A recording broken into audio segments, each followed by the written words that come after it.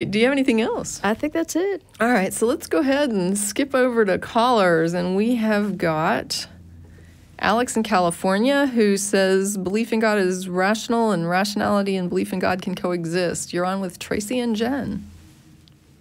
Hey, Tracie and Jen. Can Hello. you hear me okay? Yeah. Yep. How are you guys? Good, thank you. Hope you're well as well. What's on your mind today? Yeah, so first of all, I just want to set up the discussion. I really like your guys' show, and I'm against dogma and preaching and all this kind of stuff. And a little bit about me is I'm a former Christian, and now I'm a theist, so I did renege from Christianity, and so I kind of wanted to call because I know, Tracie, from hearing your past podcasts, I guess, you were in a similar situation to me where you kind of stopped being a Christian and became kind of a theist and was looking around for faith. Yeah. Right? Yeah. Cool. Yeah. So that's kind of where I am in my life right now.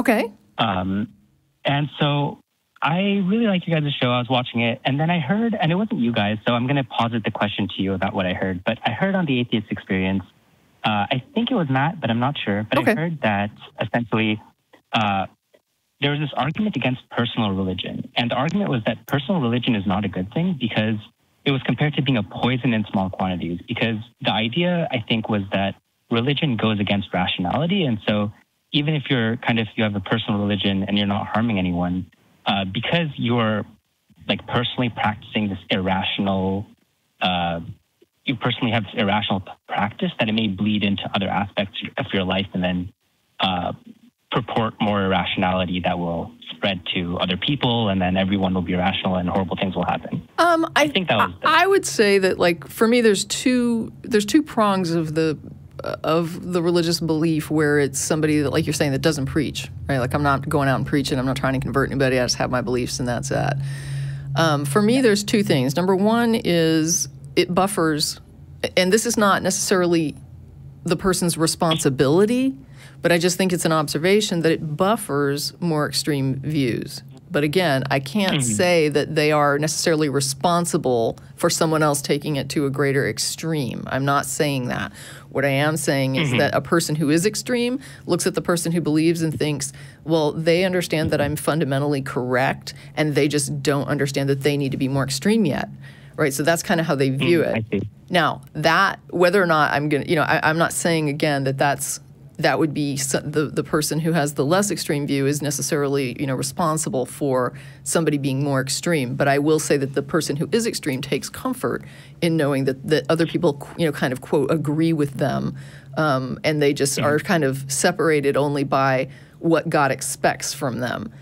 And the other concern that I have is kind of what you mentioned, right? It's not like there's a guarantee that if I have I'm pretty sure that if we could do like a viral scan to detect all the irrational beliefs in my head, I'm pretty sure things would come up. And so I probably am carrying on with some things that could be corrected, should be corrected, that I'm clearly not aware of. Because I think if I was aware that it was irrational, and sometimes we believe irrational things and have irrational fears, for example, and even though we're aware they're irrational, we still have them. So knowing that it's irrational isn't always a guarantee that you're going to somehow just magically get over it. So part of reality is that I think we're all kind of walking around with some irrational thoughts. And so the question becomes, do we think that it's a good goal to reduce that irrationality in ourselves when we can, right? Like that the world would be somewhat better if we did care whether or not what we believe is true, and we did take steps to confirm that what we believe is true, and that it would impact, how we live our lives and what we think about things and how it integrates with other beliefs. I mean, do you think that's fair? Yeah, definitely. I think reducing rationality is a very good idea. But I guess maybe another way of phrasing, or maybe a kind of what I'm getting at in my question is, do you necessarily think that, like in general, a belief in some sort of God, I'll say God, some sort of God is necessarily irrational and is always going to be conducive to that kind of irrational part of you that we all have? And I totally agree that everyone has an irrational part of them that you can't necessarily rationalize, right? Or like change with rationality. Well, and some things don't. Some things don't even lend themselves to rationality, right? Like visceral reactions, for example, aren't like like I taste something and I hate it. That's not something that is like it could be really good for me. It's not going to make me like it, right? Right.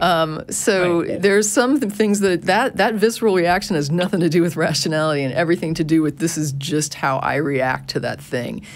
And you can work on adjusting things like that because there's certain things that maybe freak you out and then later in life you like them. Or things, you know, like, you know, other people kissing gives cooties and I'm not kissing anyone. And then later kissing becomes a really good idea, right? So, I mean, we all have the changes like that. But I'm sorry, I'm losing my train of thought. I got off on that joke. Sorry, maybe... Do you mind if I bring us back to Go for it. Yeah, bring me back. So I guess cool. Yeah. So I guess my question was that would you lump a belief in God with these kinds of necessarily irrational things like phobia? Okay, that was the question. Okay. I do think that there's all the gods that I've had put to me do tend to fall into they fall into the irrational category. Then you have something like pantheism where they're relabeling the universe, and that is just one where I sort of am like, it's a useless, unnecessary relabeling and repackaging of something that is the same thing. So it's like a kind of useless belief. I don't know that I would call it irrational. I would say that it's just simply strange to me and unnecessary. But as far as like any kind of deistic or theistic gods that I've heard put forward, I have not seen like a really good reason to believe them. Yeah. That makes sense. So do you mind if I try to propose one definition to you and then try to reduce that definition to maybe something more intuitive, and then you can maybe tell me your thoughts on it and we can go from there? Yeah, why not? Go for it. Cool. So, and I have this written down, so I'm kind of cheating here. But no, it's good to. Let me just say, I'm okay with people writing their thoughts down. Sometimes that's a good thing. Yeah, in general, it's better than rambling on, trying to remember what you wanted to say. So, yeah, great. So let me go ahead and say it. So my definition of God that I came up with is a personal interpretation and personification or personifications of our experience of the material world, combined with the ideal example of our best attempt at an objective morality. I know it's a mouthful. No, I'm trying to just process. No, I think what you're saying when you talk about a personification of the experience, right? It's kind of like you tell me if I'm misinterpreting it. I think immediately of like the Greek gods and how Zeus is a personification of lightning, right? Yeah, and also Christ. I mean, I can also say Christ, but you're absolutely right that I actually had that down as one of my examples of Zeus. I think I'm following you. And now, as far as the objective morality, that gets hairier. You get into the concepts of which aspects of morality can reasonably be considered objective or reasonably labeled subjective. Obviously, there's like a couple of things in play. Do you mind if I maybe give an example? Yeah, go for it. That might help. So with Zeus, for example, we can just take that. Sure. So he was the personification of lightning, right? So I think that when the Greeks imagined this personification of lightning, because of course they didn't understand lightning in its fullest, they kind of had him act out take the actions of someone who was the embodiment of this natural disaster force, right? And it's the same with Christ, I believe. Like at that time, the ideal of mercy was such and such ideal, and it was embodied in Christ. And it's the same with Guanyin in Eastern Buddhism, the personification of mercy. You get all of these legends and fables about Guanyin doing all these crazy things, but they're all essentially super merciful things that are supposed to take this ideal to its extreme. I'm going to accept that for the sake of continuing the discussion. I think I would take issue with saying, because I think that there are, so for example, just to give you one quick example of why I would take issue, is that the story of the adulterous woman where Jesus lets a woman off the hook for what should be the death penalty under the law of God, right? that story was added later, and some of the thinking about why it was added later was to soften the image of Jesus and make Jesus less hard-ass. So, I mean, it's not like this Jesus was invented as a personification of mercy. He had to actually be made more merciful. And I agree with that. And so, but when we're talking about this, a personification of something is okay. Like, for example, wisdom is personified in the Bible, right? Wisdom has a song, I guess. I think it's in Proverbs where wisdom speaks, right? And, but I would be concerned if someone took these artistic personifications and believed that they were real entities that were dictating morality to us. That would concern me. So an argument from authority, essentially. Well, or from whatever they're doing, right? Because it's like the moment they start saying that this thing that they believe is there, that seems to me to be a personification of something else, they're saying is, instead of being a useful tool to help us envision a thing, is now becoming a thing that governs us instead the people that have invented it. That gets a little scary. It's almost like the thing is taking on a life of its own now and has the potential to be distorted into something dangerous. Yeah, and I think I would agree with that. And I think that it's been proven or like shown just from history that ideas of God can make people do very dangerous and negative things. Yeah. But I think that in and of itself, if you take the idea of God as what I've mentioned, as just a personification of an interpretation and of the morality of the time or what you believe in, then it does have this ability to evolve with your own understanding of morality and your own interpretation. Sure, and it does. I mean, it can also be maybe I can. I don't disagree. So from an anthropological perspective, part of the function of religion is that it helps us carry our cultural paradigms with us, right? So it embodies the story of us in a way that allows us to take those stories and remember them, almost like making the stars into your gods and heroes, so that you can say, well, there's Achilles and there's Taurus and there's, because it helps you map the stars. And so for this, the religion helps us kind of map who we are. It takes the things. It's like our cultural mythology.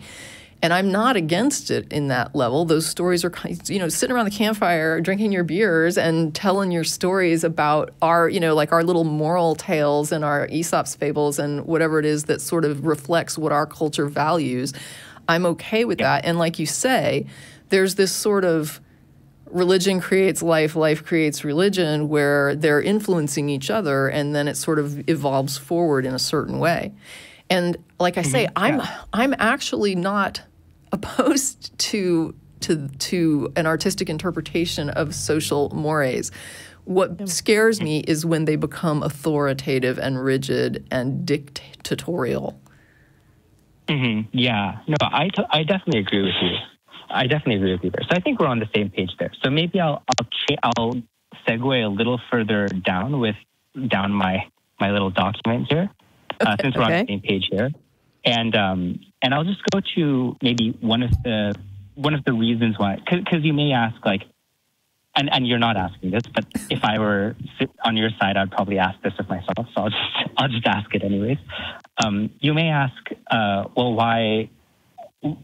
Like, if you just treat these things as stories, can't you have stories of morality from an atheistic perspective as well? Well, we do have them. Yeah, we have those. Yeah. There are little secular, like Aesop's fables are secular, so, and they're all little morality tales. I think the question, if I understand where you're going with this, is, the question I would have is, what does kind of bootstrapping a deity on top of this do for you? Yeah. That's a great question. That's a really good. That's a good core question. Yeah. Yeah, I think my answer to that is prayer. And so maybe let me talk about that.